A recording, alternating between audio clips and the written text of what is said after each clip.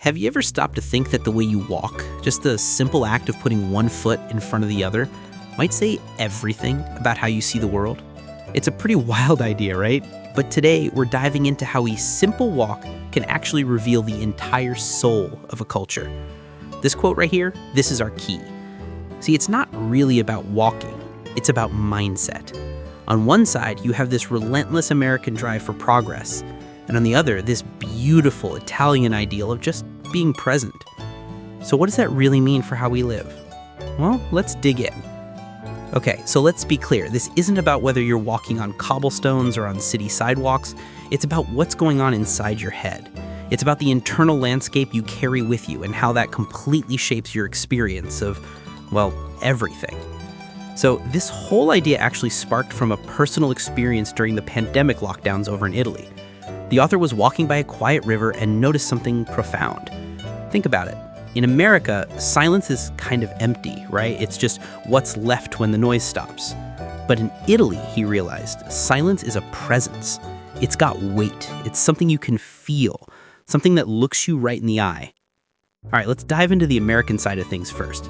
This is a philosophy that's pretty much built on speed, on that forward rush. It's all about getting to the next thing, always pushing ahead. So think about how we picture time.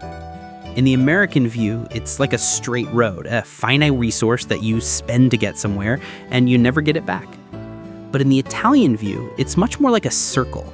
The seasons always return, family traditions repeat, heck, even the same old arguments pop up again and again. And that one fundamental difference, well, it changes absolutely everything. And you can totally see how that plays out in our approach to life. If time is a straight line, then life becomes a race, right? A series of challenges to overcome and goals to check off a list. But if time is a circle, life feels less like a competition and more like an art form, something you craft and savor moment by moment. So in this American mindset, the number one goal is just speed. Happiness is often measured by velocity.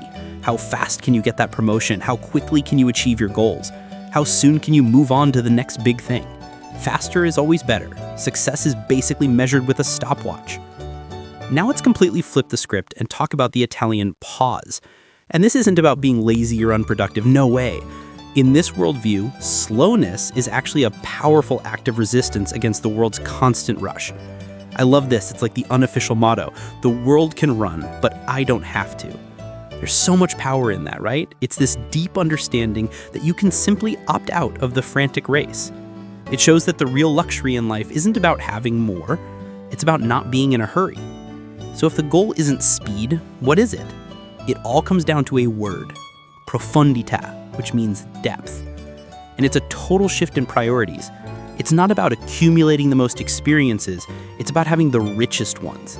It's about wanting better, not just more. You know, it's about finding the entire universe in the perfect cup of espresso, or in a long, meandering conversation with a friend. And nothing, and I mean nothing, illustrates this better than this one little story. So picture this. It's a blazing hot summer afternoon in the Italian city of Pavia. The streets are mostly quiet and the author's just wandering around. No destination, no map, no goal whatsoever. As he's walking, he notices an old man sitting on a bench who's been watching him.